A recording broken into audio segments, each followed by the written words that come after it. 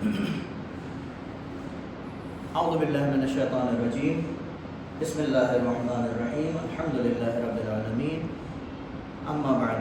سب سے پہلے عازمین حج بیت اللہ الحرام، زائرین خانہ خدا، ان کو بہت بہت مبارکباد کہ اللہ سبحانہ وتعالیٰ نے ان کو یہ عظیم سعادت نصیب فرمائی کہ خانہ خدا کی زیارت اور ایک بڑا فریضہ جو انسان کی زندگی میں اللہ سبحانہ وتعالیٰ نے زندگی میں ایک مرتبہ واجب رکھا ہے، یہ فریضہ انہیں انجام دینے کی توفیق نصیب ہو رہی ہے۔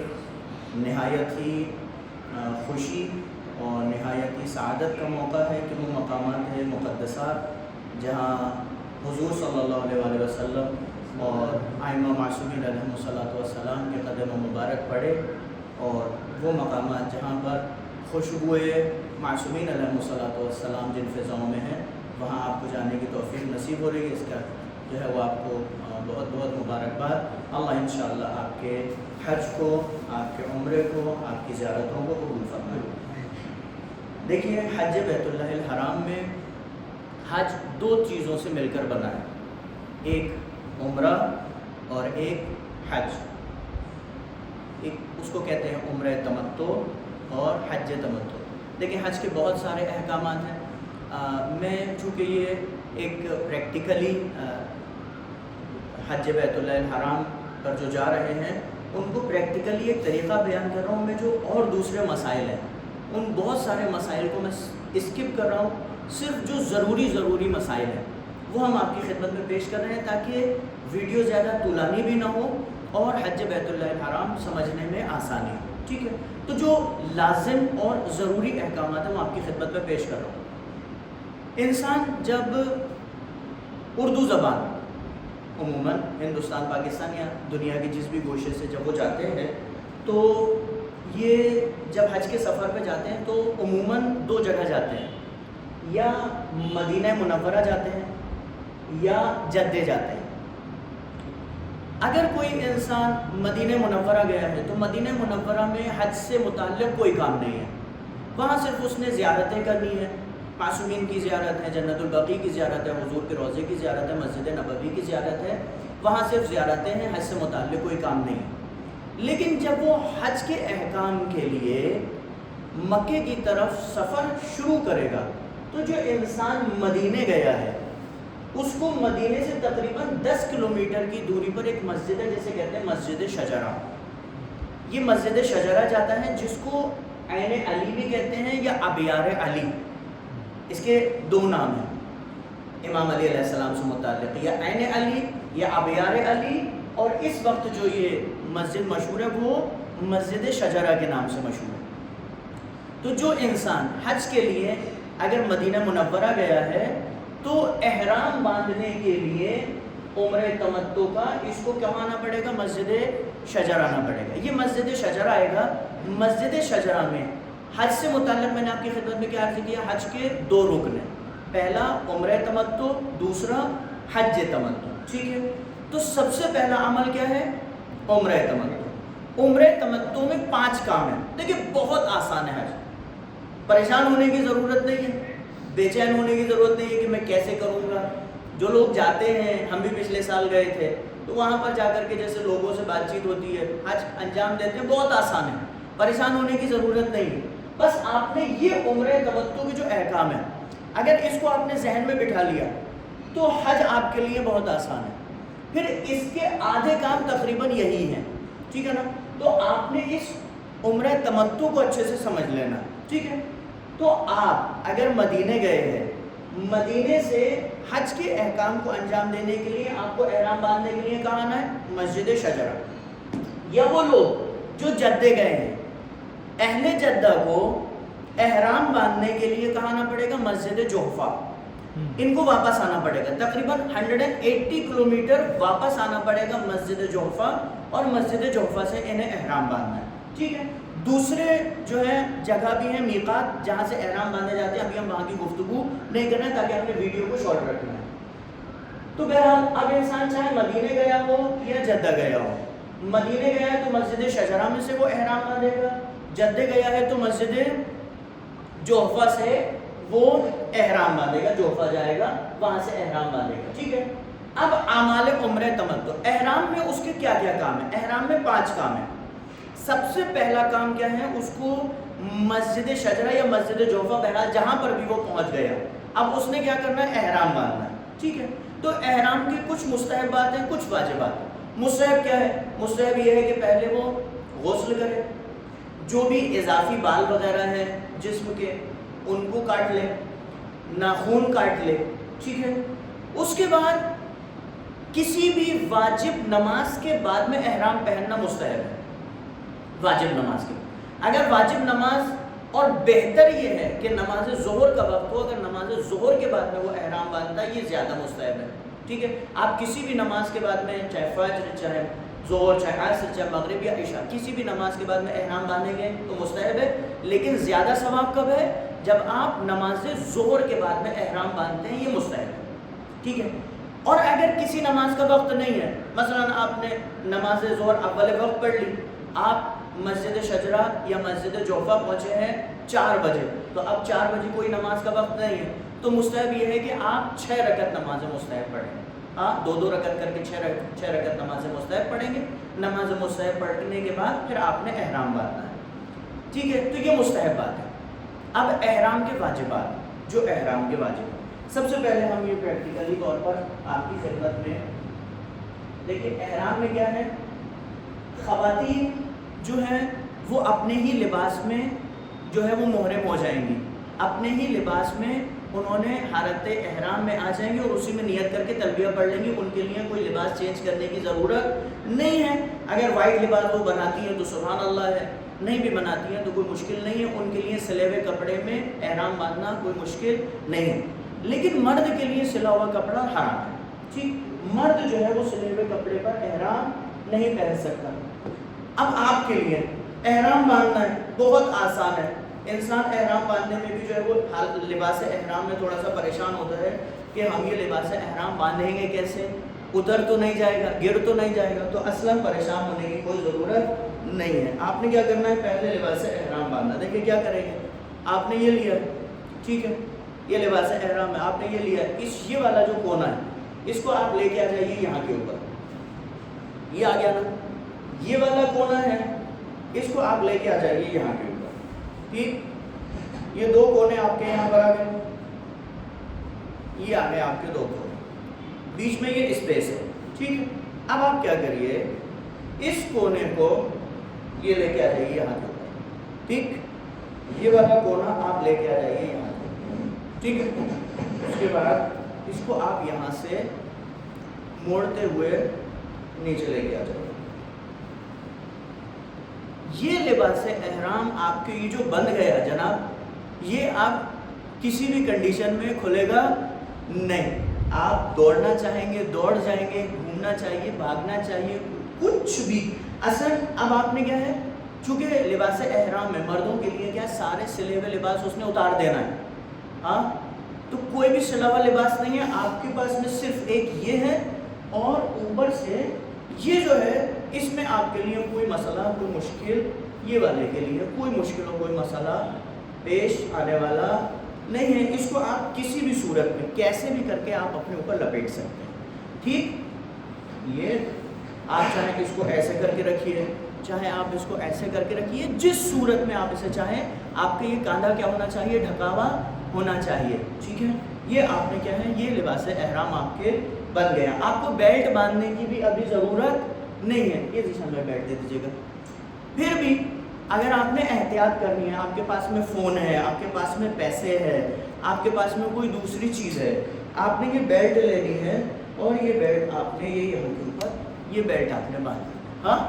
اب اس میں آپ نے یہاں پہ فون رکھنا ہے، پیسے رکھنے ہیں، تو اس میں کچھ بھی آپ آرام سے رکھ سکتے ہو۔ تو یہ آپ کا لباس احرام کیا ہو گیا۔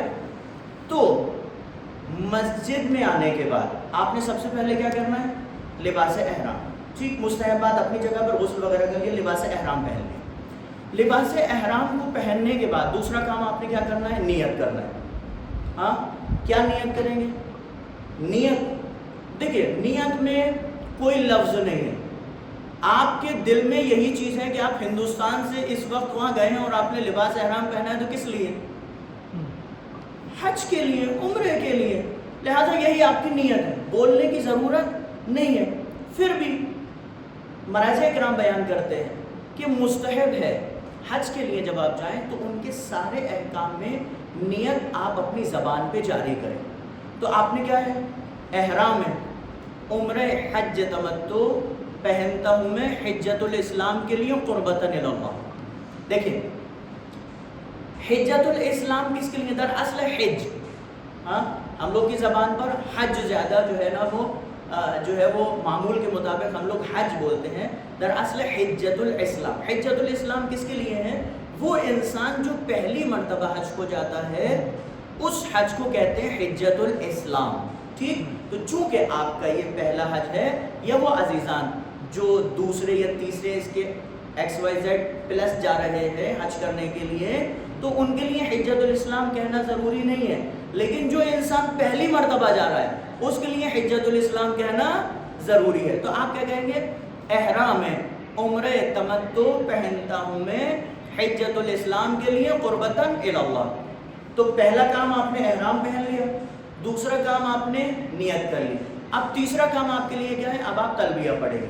تلبیہ لبیک اللہم لبیک لبیک لا شریک لک لبیک ان الحمد والنعمت لک والملک لا شریک لک لبیک۔ یہ لبیک جو ہے نا یہ آپ نے کہہ دیا، اب آپ محرم ہو گئے۔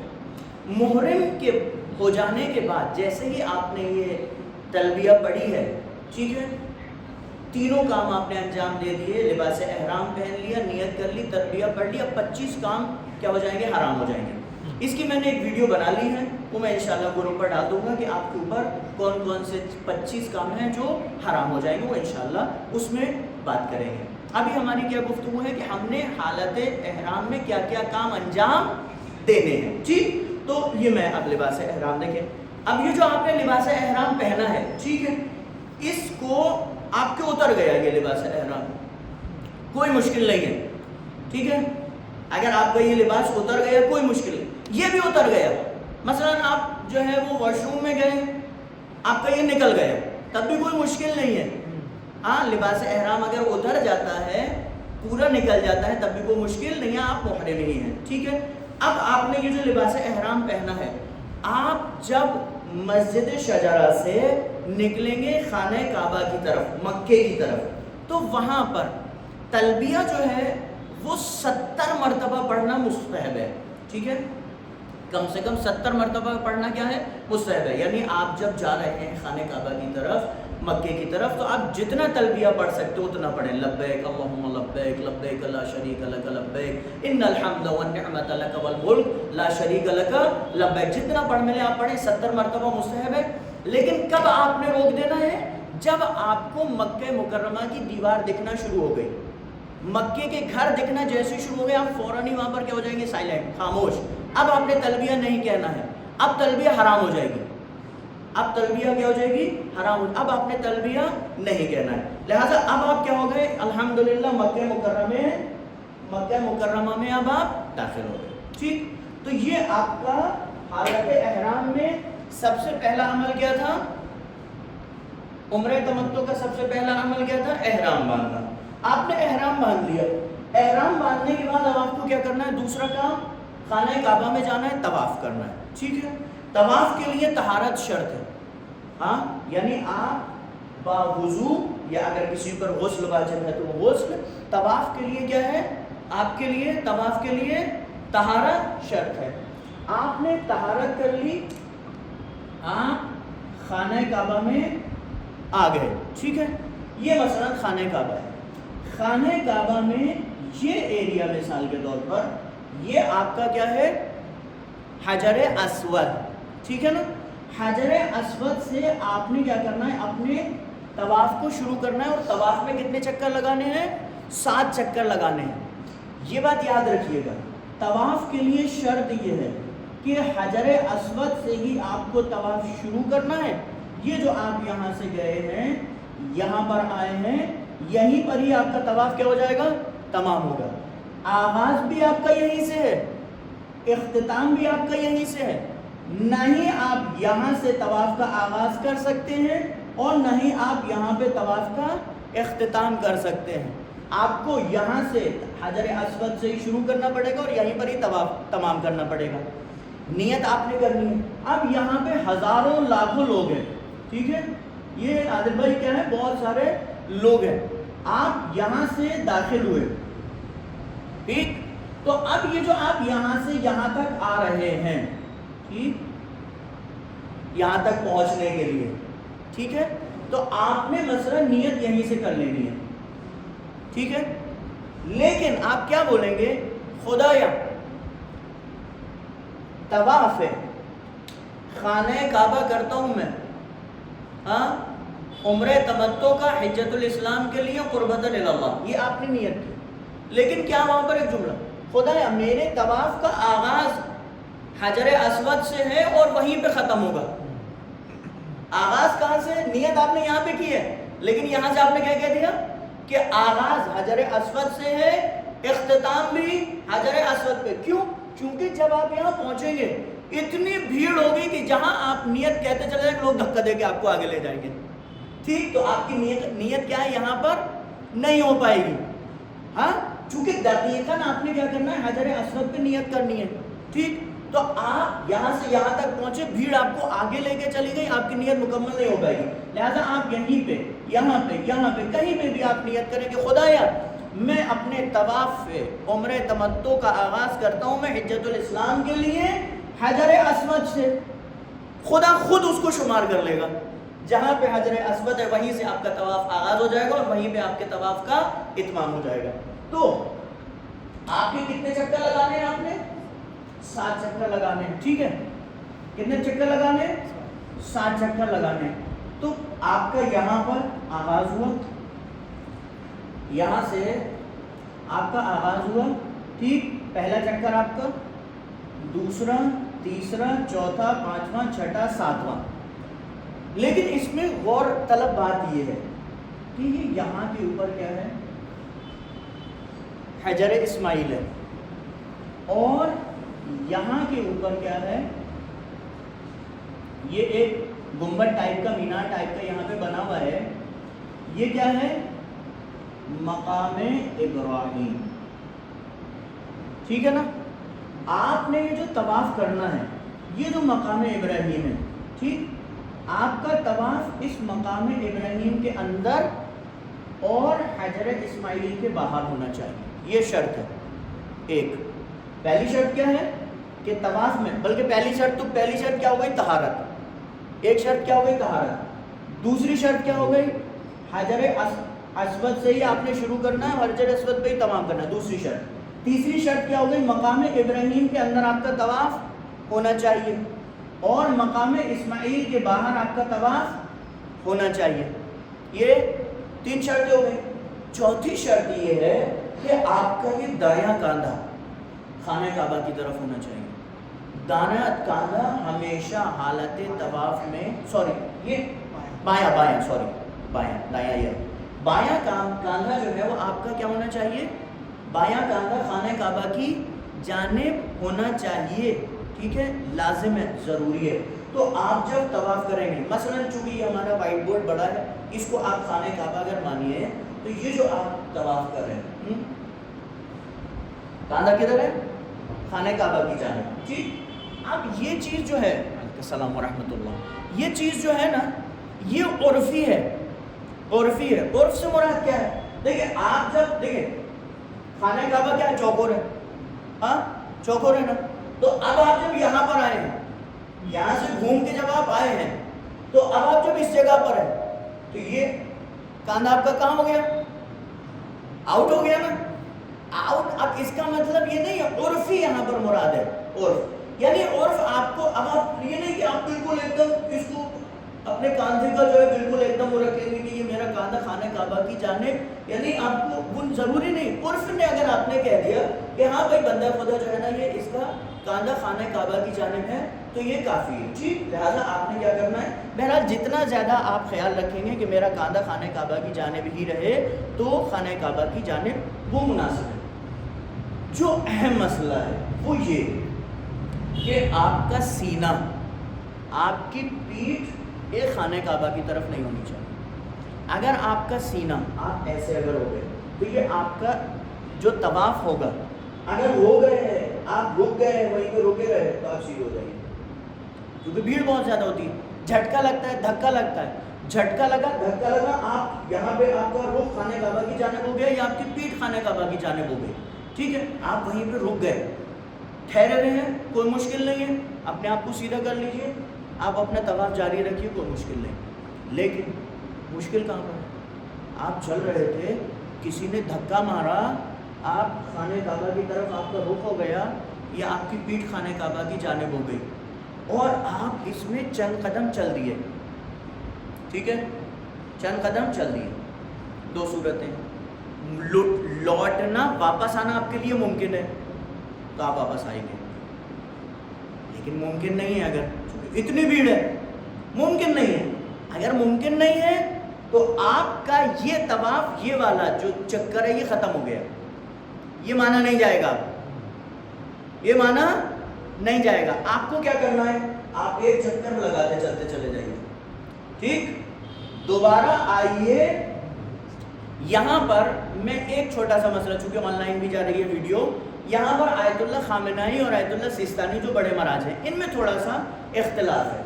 مثال کے طور پر یہ حجر اسود ہے, آپ یہاں تک پہنچے اور یہاں پہ آپ کا سینہ یا آپ کی پیٹھ خانہ کعبہ کی جانب ہو گئی اور آپ تقلید کر رہے ہیں کس کی, آیت اللہ خامنائی کی.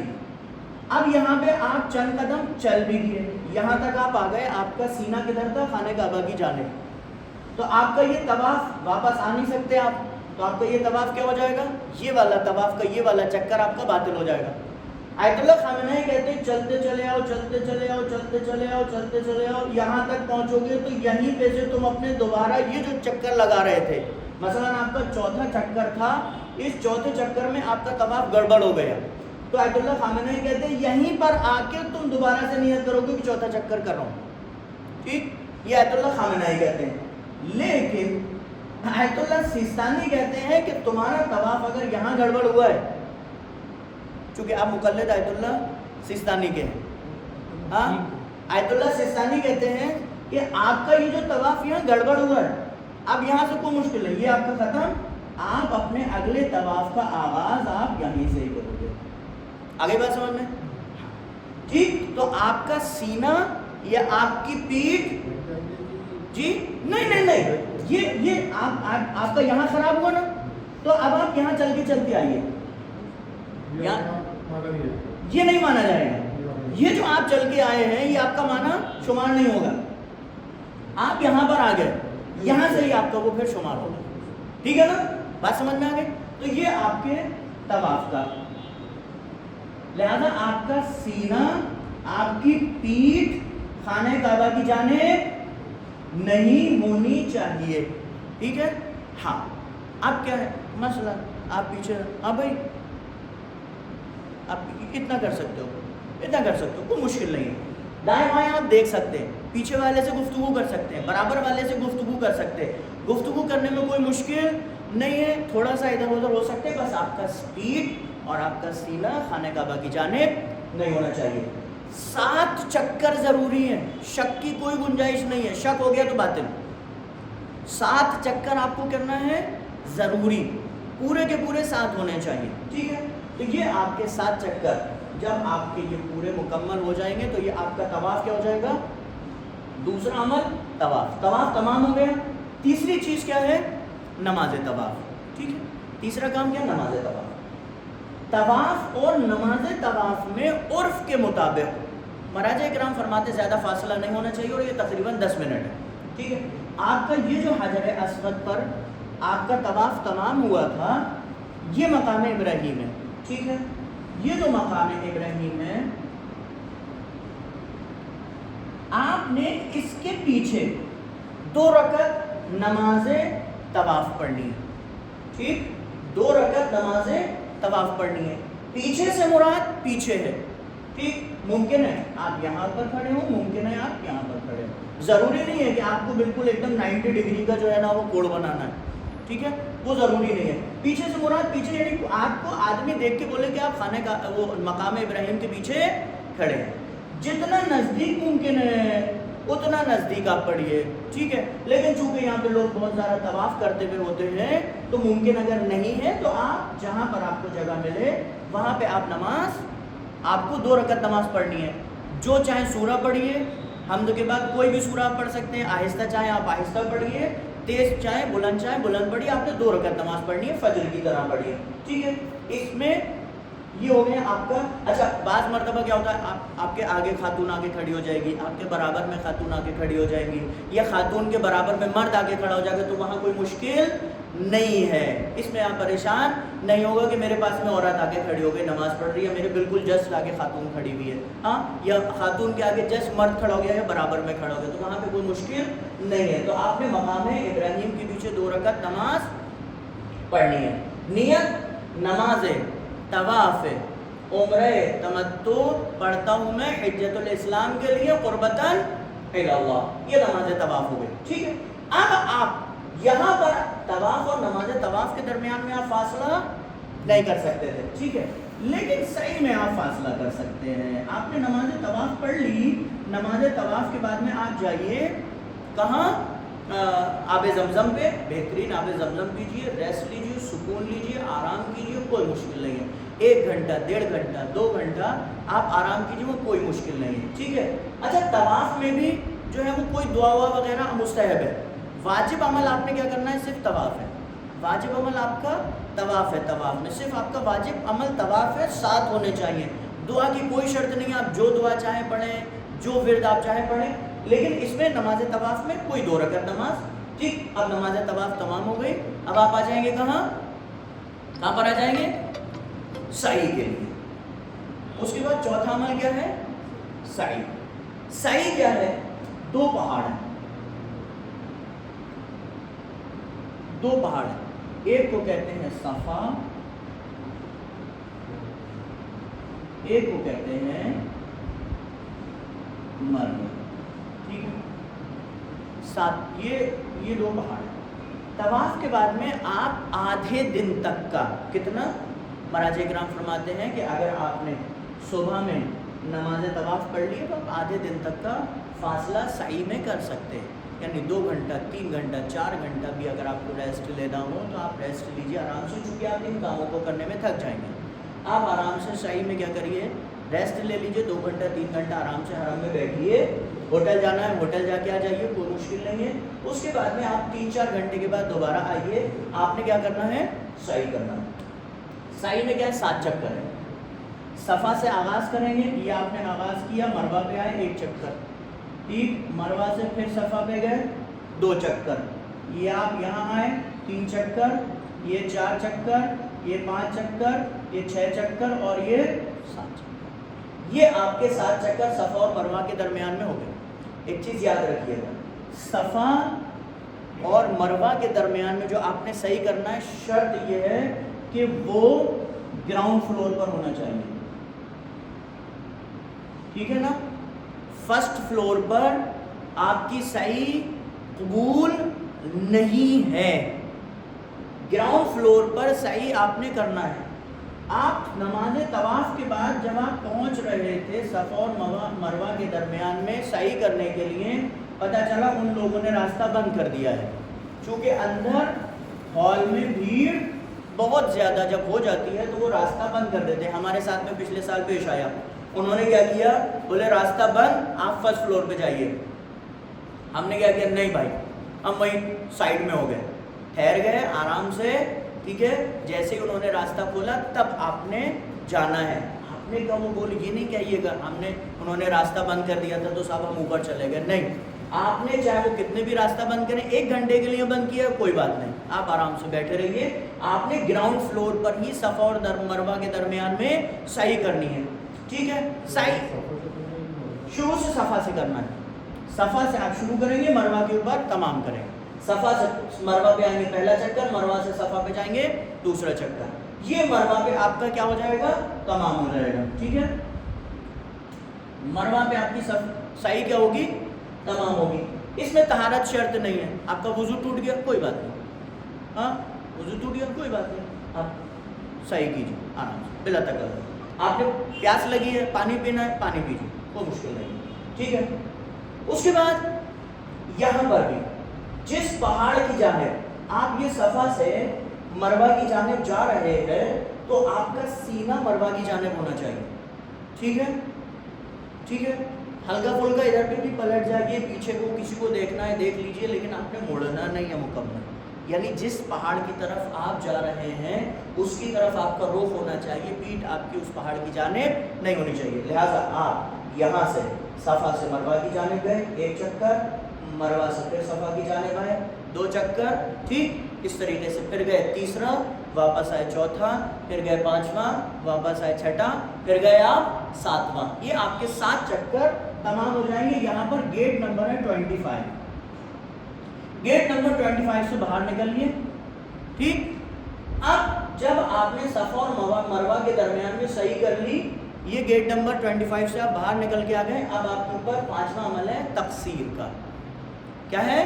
تقصیر کا، ٹھیک۔ یہاں پہ بھی سعی میں بھی نیت ہے، سعی کرتا ہوں میں حج تمتع کا، عمرہ تمتع کا، حجۃ الاسلام کے لیے قربتاً الی اللہ، یہ آپ کی صحیح ہوگی۔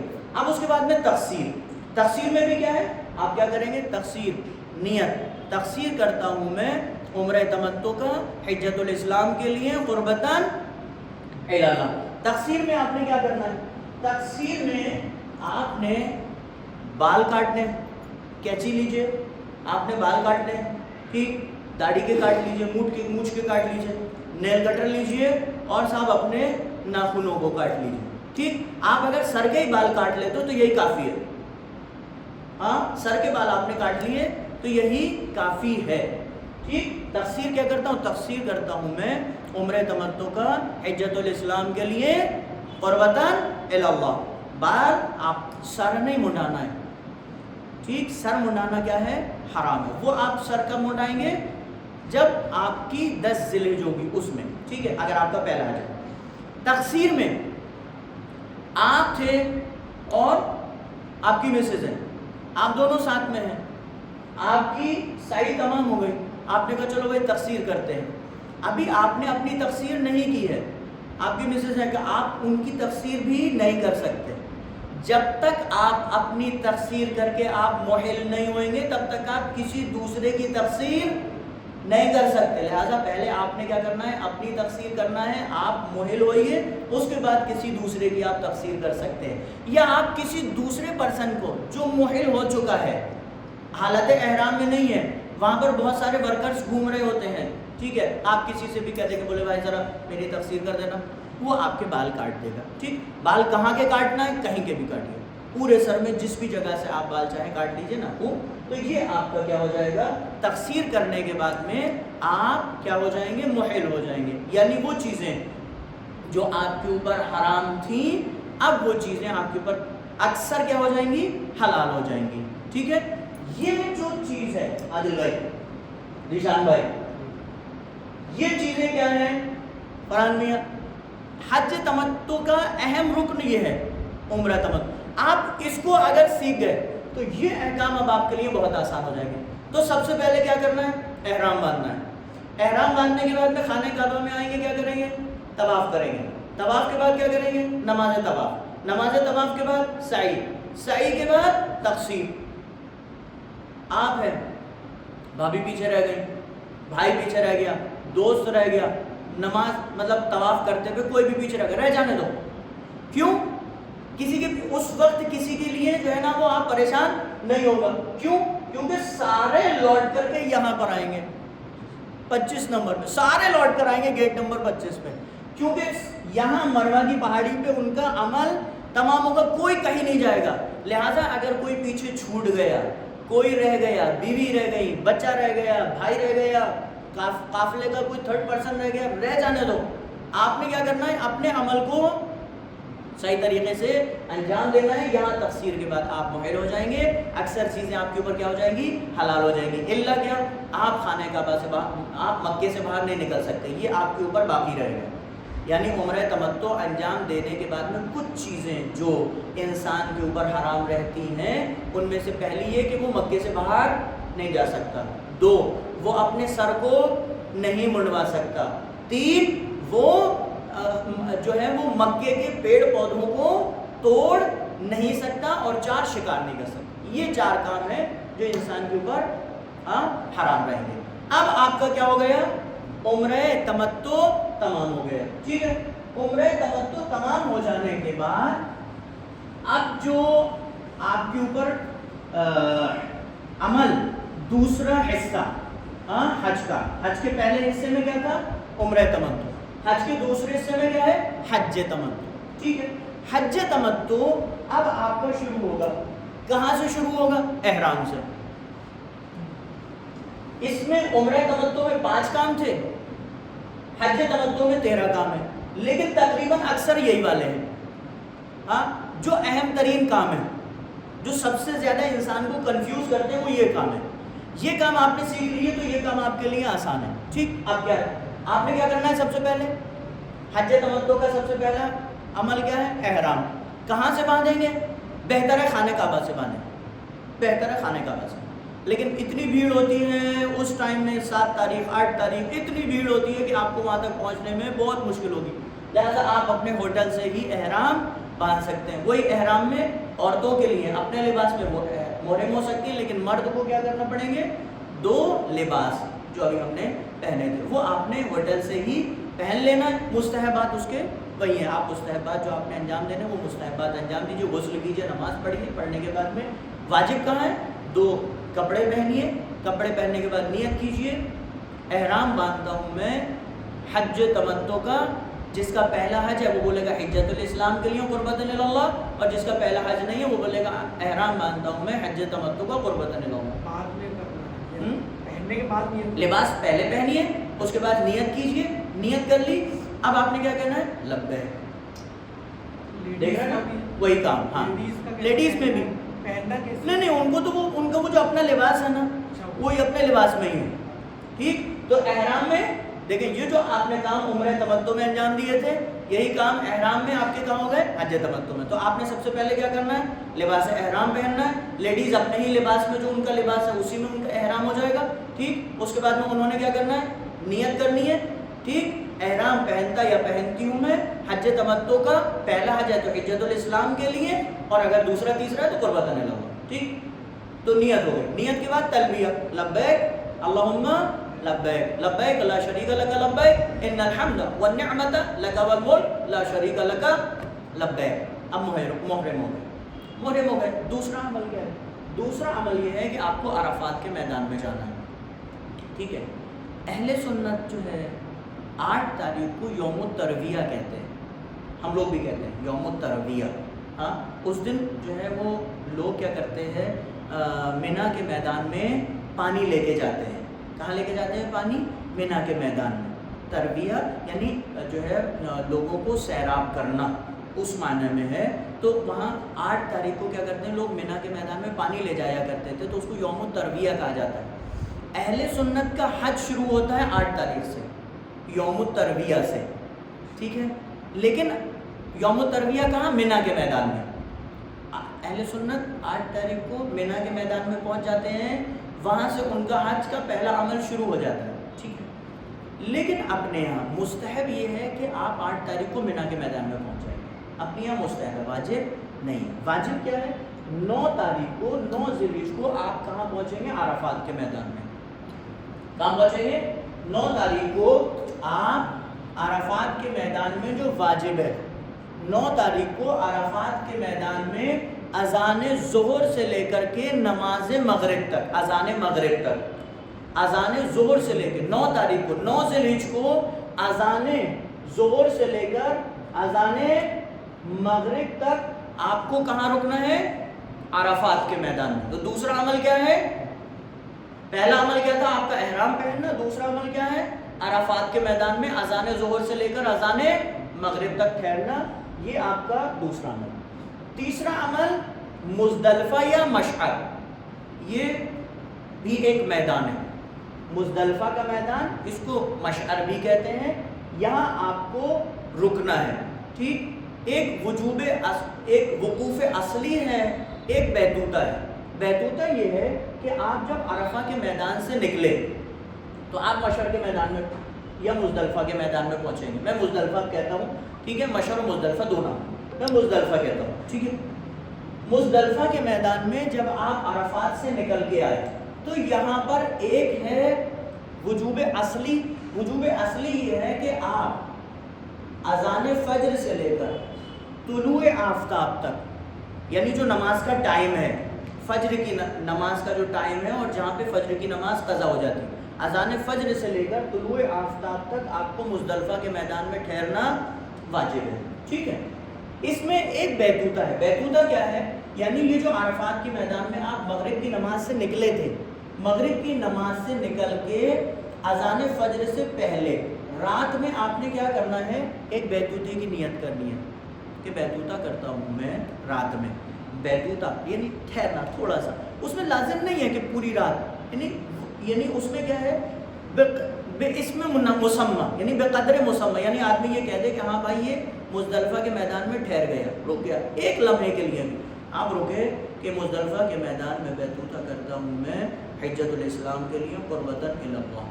ٹھیک, یہ اس کے لیے کیوں کہہ رہا ہوں میں, چونکہ خواتین, بچے, بزرگ اور بیمار اور ان کے ساتھ والے جو ہیں وہ رات میں ہی مزدلفہ کے میدان سے نکل کے منی کے میدان میں رمی کے لیے آ سکتے ہیں, ٹھیک ہے.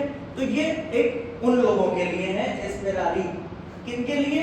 خواتین, بچوں, بزرگوں, بیماروں اور ان بیماروں یا بچوں بزرگوں کے ساتھ میں جو لوگ ہیں ان کے لیے, تو وہ لوگ رات میں آ سکتے ہیں. بہرحال یہ جو ہے نا وہ میں نے ایکسٹرا میں بیان کر دیا. تو تیسرا عمل کیا ہے؟ مزدلفہ کے میدان میں رکنا. کیا رات میں ایک بیتوتا کی نیت کریں گے کہ بیتوتا کرتا ہوں میں مزدلفہ کے میدان میں حجت الاسلام کے لیے, قربتاً الی اللہ. جو وجوب اصلی ہے وہ کیا ہے؟ اذان فجر سے لے کر طلوع آفتاب. اس کے بعد اب آپ یہاں سے نکل کے آئے, یہ کام جو ہے 3 کام 10 ذی الحجہ کو انجام دینے ہیں, یعنی عید قربان والے دن. سب سے پہلے کیا کرنا ہے, آپ نے بڑا والا جو شیطان ہے رمی جمرہ, اس کو پتھر مارنا ہے. کتنے مارنا ہے؟ 7 پتھر مارنا ہے, ٹھیک ہے. پتھر مکے سے ہی ہونے چاہیے, ٹھیک, سرزمین مکے سے پتھر ہونا چاہیے. پتھر بہت زیادہ بڑے نہیں ہوں, اور یہ مستحبات میں سے ہے. پتھر جو ہے وہ تقریباً بادام کے برابر یا تھوڑا سا چھوٹا تھوڑا سا بڑا اس میں چلے گا, ٹھیک ہے. پتھر آپ کو کہاں, مکے کے پہاڑ سے ہی آپ نے کیا کرنا ہے, وہ لے کے جاتے ہیں, بہت سارے کاروان والے جاتے ہیں, تو وہاں سے آپ نے پتھر چن لینا ہے. پتھر کو توڑنا مکروہ ہے, یعنی ایک یہ بڑا سا پتھر تھا, آپ نے اس کے ٹکڑے کر دیے اور ٹکڑے کر کے اس میں سے پتھر نکال لیے, تو یہ پتھر کو توڑنا مکروہ ہے. بہرحال یہ وہ چیز. تو سب سے پہلے آپ نے کیا کرنا ہے, 7 پتھر مارنے ہیں. اس کو ممکن ہے کہ اس 7 کے لیے آپ کو 10 پتھر مارنے پڑے. کیوں؟ کیونکہ دیکھیں پہلے کے زمانے میں جو شیطان تھے وہ 6 بائی مثلاً 2 کے تھے, 6 بائی مثلاً 2 کے تھے. آج کے زمانے کا شیطان بہت بڑا ہو گیا ہے, یہ اتنا بڑا ہو گیا شیطان, ٹھیک ہے. مراجع کرام ارشاد فرماتے ہیں آپ کو درمیان میں پتھر مارنا ہے. پتھر کے لیے شرط یہ ہے کہ آپ کو کہاں مارنا ہے, یہ درمیانی حصے میں آپ نے پتھر مارنا ہے. یہاں کافی نہیں ہے, یہاں کافی نہیں ہے. پہلی شرط کیا ہے, آپ کو درمیان میں مارنا ہے. دوسری شرط کیا ہے, 7 پتھر مارنا ہے. تیسری شرط یہ ہے کہ آپ کو لگتے ہوئے پتھر دیکھنا ہے کہ میرا پتھر لگ گیا. اگر نہیں دکھا تو پھر مارو, نہیں دکھا پھر مارو, نہیں دکھا پھر مارو, پھر لگ گیا, ہاں یقین ہو گیا. مثلا آپ نے ایک پتھر مارا, لگ گیا شیطان کا, اور پہلا ہو گیا. دوسرا مارا, لگ گیا, 2 ہو گئے. تیسرا مارا, نہیں لگا, ادھر لگ گیا ادھر لگ گیا, یا لگا لیکن درمیان میں نہیں لگا, یا اگر آپ نے مارا وہ آپ کو دکھا ہی نہیں تو وہ مانا نہیں جائے گا. پھر تیسرا مارو, دکھنا چاہیے. چوتھا مارو, لگنا چاہیے اور دکھنا چاہیے. 5واں مارو, لگنا اور دکھنا چاہیے. تو لہٰذا آپ نے 7 پتھر ایسے مارنے ہیں کہ وہ بیچ میں لگے بھی اور آپ کو دکھے بھی. تو یہ 7 پتھر آپ نے کیا کرنا ہے, مارنا ہے, ٹھیک. کل ملا کے جو پتھر مارنے ہیں وہ پتہ ہے کتنے مارنے ہیں کل ملا کے. ابھی یہاں تک میں آ جاؤں, چلیے اس کو بعد میں عرض کروں گا. تو 7 پتھر آپ نے کیا کرنا ہے, 10 ذی الحجہ کو پہلے پتھر مارنے, دوسرا کام آپ کے نام پہ قربانی ہوگی، آپ خود کروائیے، یا آپ کے جو ہے وہ بیہیف پہ کوئی جائے اور وہاں جا کر کے قربانی آپ کے نام سے کرائے۔ اس میں بھی شرط یہ ہے کہ وہ قربانی معین ہونی چاہیے۔ مثلا 10 بکرے ہیں اور 10 بکرے قربانی کے لیے گئے 10 لوگوں کی طرف سے، اور انہوں نے یہ کہہ دیا کہ صاحب یہ 10 لوگ جو ہماری طرف سے ہیں، یہ 10 بکرے ہیں قربانی کے لیے جا رہے ہیں، یہ کافی نہیں ہے۔ یہ جو بکرا جائے گا یہ معلوم ہونا چاہیے کہ یہ ریحان صاحب کی طرف سے ہے، اور یہ والا بکرا جو ہے وہ عادل صاحب کی طرف سے ہے، معین ہونا چاہیے، ٹھیک ہے۔ لہٰذا یہ تھوڑا سا مسئلہ وہاں پر، اگرچہ اکثر مسائل اس میں کیا ہیں، سختی ہیں، ٹھیک ہے، لیکن اگر انسان آرام سے سمجھ جائے تو یہ چیزیں کرنے کو آ جائے تو کوئی اتنا بڑا میٹر نہیں ہے۔ ہم بھی نہیں گئے تھے پچھلے سال قربانی کے لیے، ہم نہیں گئے تھے، ہماری طرف سے بندہ گیا تھا، ہم نے اس کو فون کیا، ہاں بھائی ہماری قربانی ہو گئی، بولا ہاں بھائی آپ کی مولانا آپ کی طرف سے قربانی ہو گئی ہے، ٹھیک ہے۔ تو دوسرا عمل کیا ہے؟ قربانی۔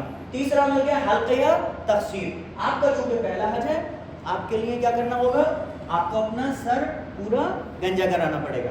خواتین جو ہیں ان کو سر گنجا کرانے کی ضرورت نہیں، بس مختصر سا وہ کیا کریں گے، اپنی بال کو کٹا لیں گے، ٹھیک۔ تو تیسرا عمل کیا ہے؟ حلق یا تقصیر، ٹھیک۔ اس کے بعد میں اب آ جائیے، دیکھیں یہ والے کام، اس میں صرف احرام یعنی یہ جو کام تھے، ٹھیک ہے، بلکہ یہ یہاں سے یہ 4 کام ہیں، یہ نئے ہیں، باقی اب یہ سارے کام یہی والے ہوں گے جو آپ نے عمرے میں انجام دیے تھے۔ کیا آپ پھر آ جائیں گے 10 تاریخ کو، اگر ممکن ہے آپ کے لیے، ٹھیک ہے، ممکن ہے تو آپ 10ہی تاریخ کو آ جائیں گے، کہاں؟ مکے۔ یہ سارے کام آپ نے کہاں کرنے تھے؟ رمی جمرہ، قربانی اور حلق اور تقصیر کہاں کرنا تھا؟ مینا کے میدان میں۔ کہاں کرنا ہے؟ مینا کے میدان میں۔ اب آپ مینا کے میدان میں سے باہر نکل کے آ جائیے، کہاں جائیں گے؟ مکے میں۔ یہ کام آپ کو مکے میں انجام دینا ہے۔ پہلا مکے میں کام آپ کیا کریں گے؟ طواف، وہی شرطیں جو ہم نے طواف کی وہاں بیان کی تھی۔ دوسرا کام نماز طواف، وہی شرطیں جو نماز طواف کی وہاں بیان کی تھی۔ تیسرا کام سعی، وہی شرطیں جو ہم نے سعی کی آپ کو بیان کی تھی۔ اب یہاں پر عمرہ تمتع میں تقصیر تھی، یہاں تقصیر آپ کی یہاں ہو گئی ہے، آپ نے تقصیر صبح میں کر دی ہے، تو اب یہاں پہ تقصیر نہیں ہے، تو آپ نے طواف کر لیا، سعی کر لی، سعی کے بعد میں جو وہاں تقصیر ہے وہ تقصیر اب وہاں پر نہیں ہے، تو سعی کے بعد میں آپ نے کیا کرنا ہے؟ سعی کے بعد میں پھر آ جائیے خانہ کعبہ میں، طواف نساء اور اس کے بعد نماز طواف نساء، ٹھیک ہے۔ یہ طواف نساء اور نماز طواف نساء آپ نے کر لیا۔ اس کے بعد میں 11 اور 12 ذی الحجہ کی رات آپ کو مینا کے میدان میں رکنا ہے۔ رات بہت بڑی ہے، تقریباً 10 گھنٹے کی ہے، ٹھیک ہے۔ تو رات کے 2 حصے ہیں، ایک پہلا حصہ ہے، ایک دوسرا حصہ ہے۔ آپ دونوں حصوں میں سے کسی بھی ایک حصے میں مینا کے میدان میں رات گزاریں گے، ضروری نہیں ہے کہ آپ کو پوری رات گزارنی ہے، دونوں میں سے کوئی ایک حصہ آپ نے کیا کرنا ہے؟ مینا کے میدان میں رات میں گزارنا ہے، ٹھیک۔ تو 11 اور 12 ذی الحجہ کی رات کو آپ نے کیا کرنا ہے؟ مینا کے میدان میں گزارنا ہے۔ اس کے بعد 11 اور 12 تاریخ کو آپ کو تینوں شیطانوں کو پتھر مارنے ہیں۔ 11 ذی الحجہ اور 12 ذی الحجہ کو آپ کو کیا کرنا ہے؟ تینوں شیطانوں کو پتھر مارنے ہیں۔ تینوں شیطانوں کو پتھر ماریں گے، بھائی ایک کو مارے آپ نے 7، 3 کو کتنے ہو گئے؟ 21، ٹھیک۔ پھر اس کے بعد میں یہ آپ نے کس کو مارا؟ 11 ذی الحجہ کو، 12 ذی الحجہ کو 7 × 3 = 21، کتنے ہو گئے؟ 42، پلس 10 ذی الحجہ کو آپ نے 7 پتھر مارے، ٹوٹل کتنے ہو گئے؟ 49، ٹھیک ہے۔ 21 دنی 42 اور 7 49، یہ 49 پتھر آپ جب مکے کی پہاڑی پر پتھر چننے کے لیے جائیں گے تو آپ صرف 49 مت لیجئے گا، وہاں سے لیجئے گا 100،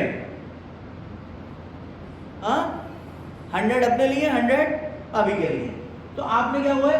100 200 100 پتھر آپ کے، 100 پتھر ان کے۔ اب ان میں سے 70 مار دیے آپ نے، مثلا 70 مار دیے سے مراد کیا؟ مارنے تو آپ کو 49 ہیں، لیکن کچھ کوئی پتھر ہے مارا آپ نے، لگا ہی نہیں، وہی گر گیا، یا لگا یا ادھر ادھر لگا، تو کوئی مشکل نہیں ہے، آپ 100 آپ کے پاس میں پتھر ہوں گے تو آپ کے پاس پتھر کی کوئی کمی واقع نہیں ہوگی، کیونکہ وہاں پہ لوگ جو ہوتے ہیں ان کے پاس میں کبھی کبھی پتھر کی کمی ہو جاتی ہے، مارتے ہیں لگتا نہیں ہے، تو وہ آپ سے مانگیں گے، یا اگر آپ کے پاس کم ہوں گے اور آپ کو دوسرے سے مانگنا پڑے گا، اس لیے آپ پتھر کو کم سے کم 100 لے لیجئے گا۔ اگر آپ کا نشانہ بہترین نکلا اور آپ نے 49 کے 49 بالکل ایک دم موقع پر مار دیے تو سبحان اللہ ہے، باقی آپ کے 51 بچ جائیں گے، اور اگر نہیں ہوا تو آپ نے کیا کرنا ہے، جتنے بھی ایکس ہیں تو آپ کے پاس میں رہیں گے، ٹھیک۔ تو یہ آپ کے کیا ہو گئے، تینوں شیطانوں کو آپ نے 11 اور 12 تاریخ کو پتھر مارنے ہیں۔ اس کے بعد آپ 12 تاریخ کو پتھر مارنے کے بعد ظہر کے بعد، ٹھیک ہے، آپ انشاءاللہ پھر مکے میں آ جائیے، آپ کا حج الحمدللہ تمام ہو گیا اور حج مبارک۔ کوئی سوال، کوئی ڈاؤٹ؟ ہاں انشاءاللہ اس کو پریکٹس کیجئے، اگر کوئی سوال ہو، کوئی اگر اس میں دیکھ رہا ہو کچھ ایسا کوئی اگر سوال وغیرہ ہے، ٹھیک ہے۔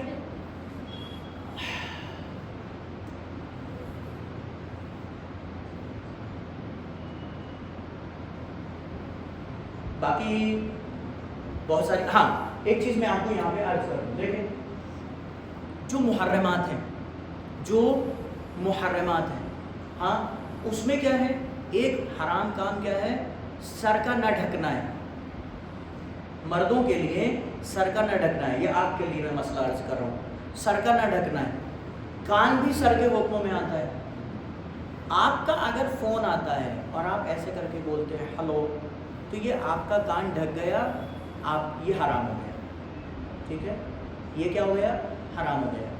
لہٰذا آپ کا اگر فون آتا ہے تو آپ فون کو لیجئے، اس کے اوپر آپ کیا ہے، اسپیکر پہ لگائیے، اور اسپیکر پہ لگانے کے بعد آپ گفتگو کیجئے، السلام علیکم ورحمۃ اللہ، کیسے آپ، ٹھیک ہے، خیریت سے۔ لہٰذا آپ نے کان میں نہیں لگانا، ٹھیک۔ ایک حرام میں، ایک حرام کیا ہے وہ میں نے ویڈیو بنائی، وہ آپ دیکھ لیجیے گا اس میں، لیکن یہ چونکہ ایکسٹرا مسئلہ ہے میں آپ کی خدمت میں عرض کر رہا ہوں۔